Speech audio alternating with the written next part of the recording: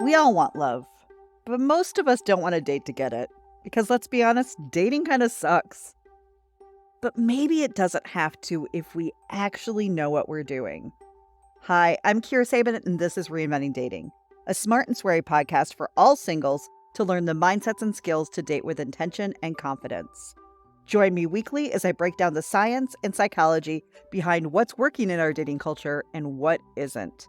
Every week, I bring a new topic, trend, skill, or mindset that can help us get out of our own way to learn how to date for relationships that we actually want. Because love isn't broken, but dating kinda is. But I'm reinventing it. Let's do this. Well, hello there, sugar pantses, and welcome back to Reinventing Dating Podcast. I'm Kira Sabin.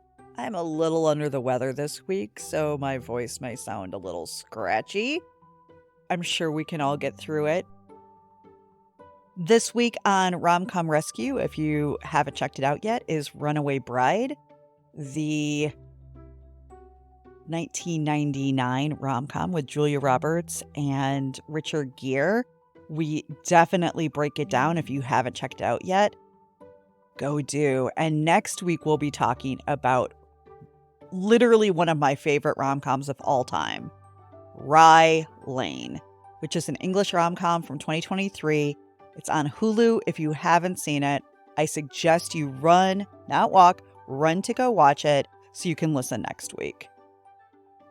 I'm back this week with part 2 of the Anti-Sabotage guidelines for healthy dating and relationships. I've already gotten some great feedback from people about last week. So if you haven't listened to part 1, I recommend that you listen to it. And then at the end of this episode, when you're finished, make sure you head on over to the show notes where there's a link with a printable PDF for you to download and keep these at the top of your mind as you are out there dating and meeting people. All right. Are we ready? Let's do it. So here, without further ado, are the last 5 anti-sabotage guidelines for awesome relationships. So, number 6. This is a good one. I will have conversations with my date/partner when there is a concern, not everyone else in my life. I'm going to go a little hetero for a second here. I'm just going to talk about some normalized things in our society that maybe shouldn't be, because I literally cannot believe how rabid this is. And not just women, but all of us are taught to go to our friends, to maybe family members, even coworkers about struggles in our relationship instead of going to our partners. And I would say this is not as prevalent in guys just because we are not encouraging men to share their emotional thoughts. But as women, we're taught to don't bring it up, figure it out with your friends, sort through it with your friends. And can we just talk about the fact that that's fucked up? I mean, that's really fucked up. Here's what I see from the outside. I see men on some level, the good guys, the guys who are out there wanting to do this, trying, going, tell me what you want. Tell me what you're thinking. I can't read minds. I don't know. And then we've taught women, don't tell anybody what you want. Don't have needs. Don't have expectations. If you have a concern or a problem, go talk about it with your friends. Make that make sense, everybody. Make that make sense, because it doesn't. The relationship is between the two of you. And whether you are a couple of months or a couple of years in, how you start that relationship from the beginning, how you lean in or turn to the person that you're dating or in a relationship with to talk to them about clarity, to ask when you don't understand something, which miscommunication is such a major problem with texting. When we set a boundary, if they say something that doesn't quite feel right, instead of going and talking to our friends about it, it's okay to get an outside opinion. It's okay to say, "Hey, this felt weird. Does that seem off? Does it not?" Of course. But ultimately, the number one person that you should be going to when you have a question, a concern, a problem in your new relationship is the person you're in the relationship with. Genius coming right now. 3, 2, 1. Ask them.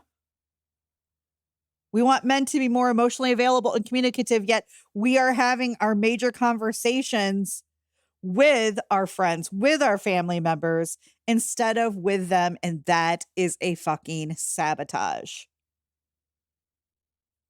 And guys, you're so scared to have emotional conversations, period, because you don't know how, and you're usually never taught. But that doesn't mean you don't have to learn that you're not having conversations about anything with anyone that maybe is emotional about your relationship. And this, for all of us, is a sabotage.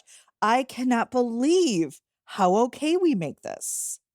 I can't believe that we think that relationships are going to be strong and vulnerable and connected and intimate, yet we're either having half of our relationships or dating in our mind, or we're having them with other people in our lives that aren't our actual partner. That doesn't make sense and it's not helping. If you have a question, fucking ask. If it's not appropriate timing yet, learn how to regulate your emotions. That's a big thing. I'm a big believer in understanding fear and an anxious attachment, being able to communicate what feels good for you. But if you're in the first couple of dates and you cannot calm your ass down, that's on you. And you have to learn how to regulate your emotions because otherwise they will keep sabotaging your ass day after day, week after week, month. I think we know where I'm going with this, right? You also need to learn the difference between healthy dating and relationship timelines and your anxiety because they are different.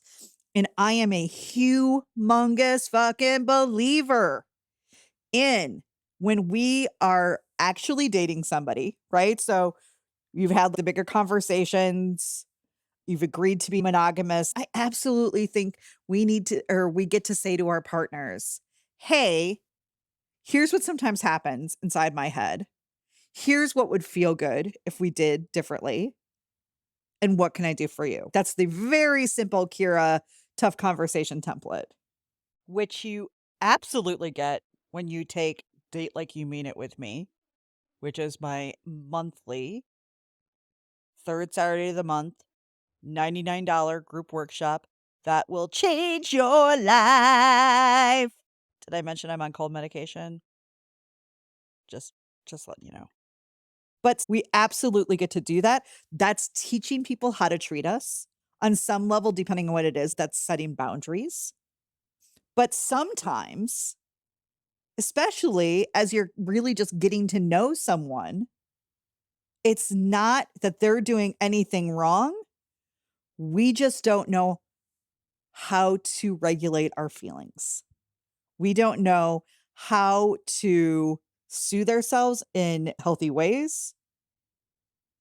And then it becomes a sabotage. One of my favorite things to talk about is understanding your fear, rewiring your brain, because that's real. And I love to talk about neuroplasticity, perceptions, thinking traps, cognitive biases, limiting beliefs, all of these things that I just mentioned, that if we don't understand them, can hurt our chances of love, connection, intimacy, vulnerability, and long term happiness in our relationships. It's important. And if you're not doing that, it's a sabotage, right? I don't meditate to become Zen. I don't know if there's a Zen version of Kira. I'm okay with it, right? I know how to chill, I know how to calm, but I meditate because if I don't control my brain, it controls me. Who hears that? Number 7, I understand that it's no one's job to kick down my walls, win me over, or prove themselves to me. That's not love. We're in a dilemma right now, my friends. We really are. And if you listen to this podcast, you're probably interested in more of a modern partnership rather than old school traditional relationship roles. I don't really teach old school traditional relationship roles because honestly, I don't think they're fair to anybody involved. I don't think in most traditional roles, anybody feels good and deep love is being built. I just don't. I just don't. But as women in our society, right? And once again, this is going to be cultural normalization rather than maybe your individual wants or needs. As women in our society, we have some really hardcore ties to men asking us out, being the ones to pay, planning the date, leading the way, being the first to reach out, blah, blah, blah, blah, blah, blah. I did a solid as fuck podcast about this a couple of podcasts ago. It is in my Modern Dating Questions series. Go check it out. And I'm going to say this right now because you listen to this to get more thoughtful perspectives that maybe you're having on a daily basis. Because this is what I think about, work on, dream about, talk about every fucking day of my life is that all of that is bullshit. We can't have partnerships, modern partnerships, and expect one person, I'm not even specifically bringing a gender into this, to be doing all the work. And what I see is when we don't like ourselves a lot, when our self-worth maybe isn't where it should be, and we're a little nervous or a little scared or a little introverted, we want somebody who is above and beyond. We want somebody who is chasing us. It makes us feel worthy. By the way, that worthiness is fake and not real. Don't do this anymore. But there's this like weird mechanism or a thing that we were taught that if somebody is chasing you and wants to be with you so bad, that that must mean they really, really love you. Nope. That's not it at all. That's not it at all. A lot of times that has to do with attachment style. A lot of times that has to do with our own fears of abandonment or emotional unavailability. None of that is making love. None of that is going to turn around and be a part of love. This is a sabotage because we're all a little confused out there, and many people are still thinking and wanting to date the same way as 100 years ago, but have completely different results in the relationship. And please make that make sense. It doesn't. Things have changed, things have evolved. You don't have to like all of them, but you do have to make sense of what actually builds a good relationship for me. I'm not going to tell you that if you meet somebody and you decide together that you guys want more traditional gender roles and what that looks like and what that feels like, and it feels good for both of you, have at it, right? Like that's the thing. I'm not trying to impart my value system or beliefs on all of you. I am asking us to have deeper thought process, ask ourselves and each other better questions so we can have relationships that actually work. So many of us don't want to admit it, but we want to be wined and dined and swept off our feet. And that can look different ways for all of us. But as soon as somebody is sweeping you off your feet or doing all of that work, you have now actually just shifted yourself instantly in a power struggle phase because you're expecting someone else to make you happy or to make you feel attractive or to make you feel worthy. And that is a losing game, my friend, a losing game. And it's a sabotage because it's no one's job to win you over, prove their love, kick down your walls if you are not willing to pull those walls down yourself and be ready to be open-minded and open-hearted to love. Hey, you know who does want to do those things? Who wants to win you over? Who wants to bomb you with love? Narcissists and love bombers, people you do not want to date. If somebody is all up in your grill and is like, oh my God, you're the one, and you don't really know them that well and they don't really know you that well, if it sounds too good to be true, it's probably because it's too good to be true. Love and relationships take time. They take energy. There's a natural progression of how we get to know somebody, how we build connection and intimacy, how and when to set boundaries or get vulnerable.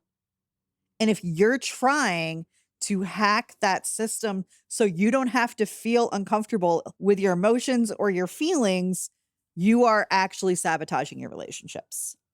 Next, this one's fun. Number 8, I will date people for where they are at, not where I want them to be. AKA, I will not date people for their potential, because that makes you an asshole. Now I'm going to tell you all about that. And I'm going to give you some a little bit like nuanced guidelines here, because obviously there's a lot of gray area in life. Not everything just makes black and white sense. It shouldn't. That's not the way life works and people work. So, a reminder from a previous podcast, that's one of my favorites, called Dating for Potential Makes You an Asshole. Here's why. Number 1, you can't actually fix anybody's shit. So no matter how much you love them, inspire them, encourage them, or even do shit for them, it never works. Never. They have to do it for themselves. Period. You can be their biggest fucking cheerleader. You can be the person that says, I'm so fucking proud of you every day, right? You can be that person. But if you attempt to do that work for them in any way, you both lose, right? You are just dragging out the inevitable if you try to do it for them. And in fact, if there's some really bad behavior going on and you're allowing it, you are actually enabling them by not allowing them to fail and then eventually change. You are holding them back from their better lives because of your own fear, usually of scarcity or abandonment. How we learn to change is when something in our life happens that doesn't feel good. Maybe somebody walks away that we really care about. Maybe somebody has to set a boundary with you. I know that feels shitty, but that also helps us know what we need to work on to become a better friend or in better relationships. And if we're not allowing the people in our lives to do that because we either want to some weird way manipulate them into loving us because we're saving them, guess what's going to happen, my friends? And I also see this across the board of all genders, that when one person is tirelessly supporting the other person, just because you do that doesn't mean they're automatically going to stay with you and love you forever once they figure their shit all out. Actually, I have seen in real life when one member that becomes healthier, they probably will move on to someone else who is also healthy and doesn't have to find their worth spending their life fixing people. Did somebody say ouch? Yeah, I fucking said it because this is me. I am a recovering fixer because I, somewhere in my mind at a young age, believed that if I earned somebody's love, if I proved how much I loved them by going over above and beyond and showing up for them tirelessly, even though they weren't showing up for me, and doing things for them because I didn't want to see them fail and I wanted them to see how worthy they were. Honestly, it was with really, really good fucking intention. It was. But the thing is that I was picking people who were not ready for a relationship and then putting myself down because that person couldn't choose me back. And then finally, if you do stay together, you will feel super uncomfortable in the relationship because you can't fix anything. And you somewhere along the way learned that you had to earn love. You'll have a hard time figuring out what is your role in the relationship and ultimately move on to your next project so you can quote unquote save the world or at least other people with your vagina or penis. So you just had a long game sabotage there. Didn't happen in one date, didn't happen in a month. You chose somebody who you knew couldn't show up for you, went over, above, and beyond because, well, it feels good when people believe in you. I remember I was seeing somebody in my 20s and we would have these incredible moments together and then crickets. And I remember talking to a friend of mine at the time and saying, "Why do you think this is happening?" And she had seen us together and she goes, "Because when you're around him, he walks on the moon and stars in your head, and people like to be liked, Kira." And I was like, fuck. That was harsh, but it was so fucking true. Because I wasn't willing to step back and realize how I was doing 90% of the work. Because I wanted so much to be loved. But the thing is that if I'm picking people who can't love me back, then what's the point? Now, I do want to set a quick guideline here that you can absolutely and should expect that there are things that will grow and change in your relationship. What does that mean? That means it might take a little bit longer for someone else to be vulnerable and share their stories. The thing we want to watch is, are they actually doing it? So maybe it's not really about the timeline there. It's about, is this a skill or is this something they're willing to do for the relationship? Nobody should be telling you their life story on date 1 or 2. All of this stuff has a natural progression, a natural timeline. So we should expect that you are going to grow. You are probably going to evolve. Your relationship's going to become stronger. You should not expect to have a earned, secure relationship in month 3. That's not a realistic expectation. But by month 2 or 3, they should be sharing how they feel on some level. They should be sharing some of their stories about either themselves or their childhood or their past relationships to help you get to know who they are and how they got there. And that's very different than dating for potential. So you might meet somebody and go, wait, is this person emotionally available?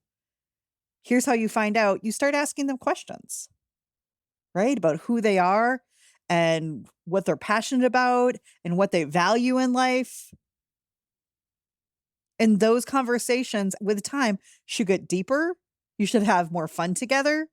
You should probably be able to be more vulnerable with each other.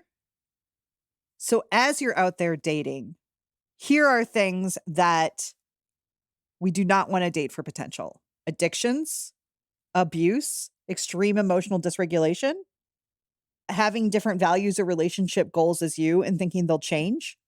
If you're somebody who wants kids and you think that, you know what, down the road, they'll change their mind, terrible idea.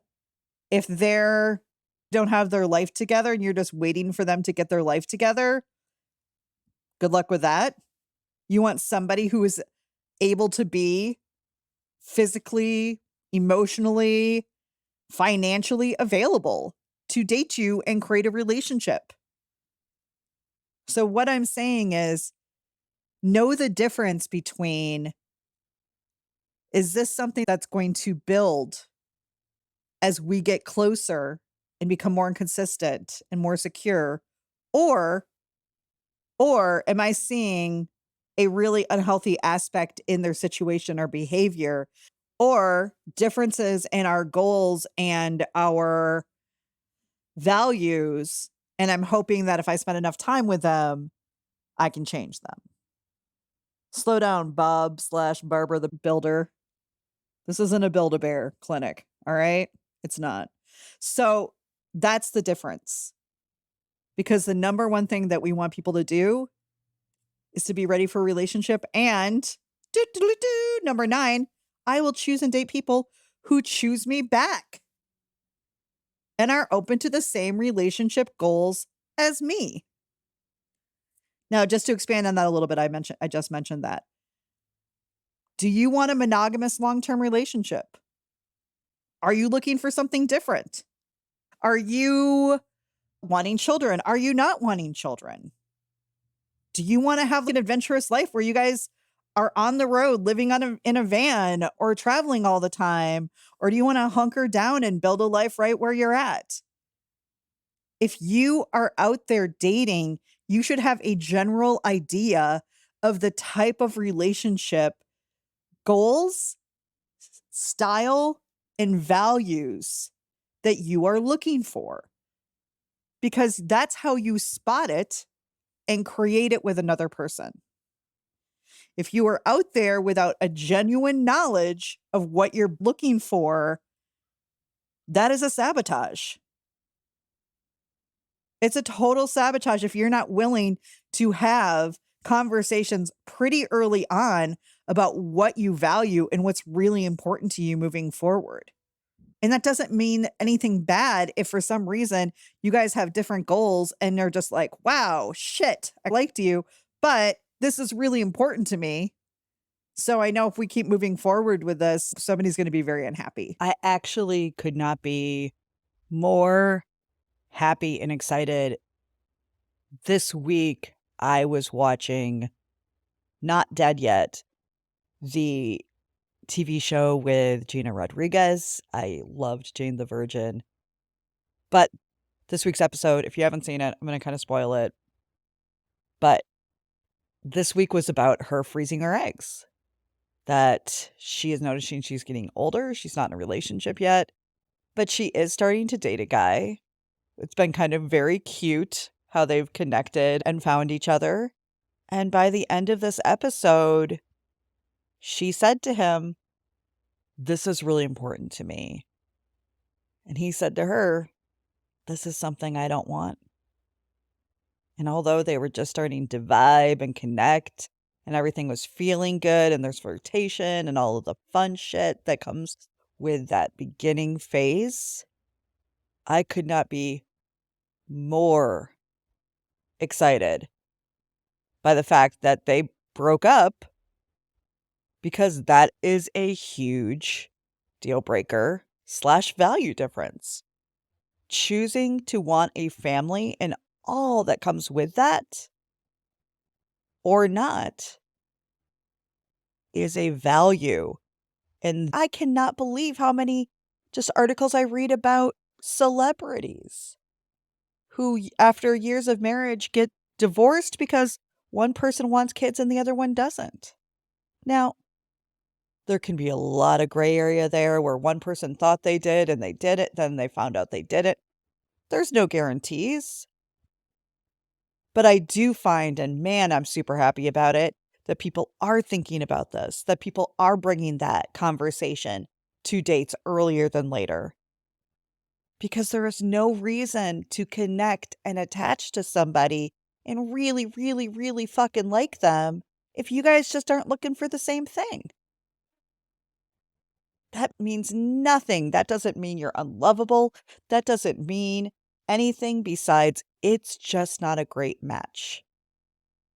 I sometimes get people come to me and work with me and they're just like, "What's wrong with me? Why am I so unlovable?" And we start going through their past dating or relationship experience, and we find out time and time again that person just really wasn't ready for a relationship, sometimes even told them that they weren't ready for a relationship, and they chose them anyway, which is, by the way, emotional unavailability. Like, one of the easiest anti-sabotage things that we can do is choose people who are truly looking for a relationship, know what they're looking for, and willing to have those conversations with you pretty early on. Any wishy-washy wondering If you're over the age of like 28, give yourself your 20s. That's fine. Like over the age of 28 is a sabotage because you should have a general idea of what you're looking for, what feels good to you, what kind of relationship you want. You should have put some actual critical thinking skills into this because it's the most primary relationship of your life. Number 10. If I see myself making poor or unhealthy decisions, I will step back and look into it instead of keep dating. I can't ask this enough. I can't ask this enough that if we just had a realistic conversation with ourselves on a regular basis of, do I know if I put myself out there right now, whether that's in real life, online, meeting people, being set up, a matchmaker, whatever it is, if we know that we don't know what we're looking for and we don't really have the skills to active listen or solve a problem or choose from a place of love or be open to giving and receiving love or speak up for your needs or set boundaries, please, for all that is good and holy on this earth, just pause for a little while. Stop. Quit doing the same thing over and over and expecting a different result. Quit hurting yourself and quit hurting others. And here's some signs. If you're ghosting people, if you're fading into the night because you don't want to upset anybody or you don't whatever, that's not a healthy relationship decision. That's not true now. If they're like coming at you, you get to block the fuck away. But if it's like, oh, I don't want to upset anybody or hurt people's feelings, good luck with having a strong, healthy relationship. But for all that is well and good on this earth, dating would be so much better if when we know it starts hurting, when we know we start feeling bad about ourselves, when we know we're making poor choices or letting people back in who shouldn't be there or whatever it is, if we took that time and stopped and paused and go, what's going on here? Do I need to get my butt into therapy for a little while? After therapy. But for all that is good, please stop sabotaging yourself and then blaming love or men or women or dating or figuring that you were just broken or unlovable when you just didn't know how to do this because nobody fucking taught you. All right, guys, that's it for today. If you liked this, please do subscribe so you are aware when every single episode comes out.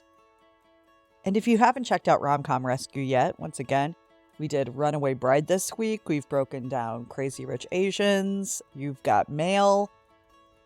How to Lose a Guy in 10 Days. And then next week, we will be talking about the most awesome Rye Lane English rom-com from 2023. I love it. It's on Hulu. Go watch it. So you can follow along and laugh with us as we talk about this really, really amazing movie. And there's an incredible cameo from one of my favorite rom-com male leads that I'd love you guys to see. And if you love this, please leave a review. Or just do the little starry thing on Spotify or Apple Podcasts or wherever you listen. That helps get this out there. That helps get us all on the same page. And when we are all on the same page, we can date better. Okay, guys, I will see you next week. And until then, just remember, meet love halfway.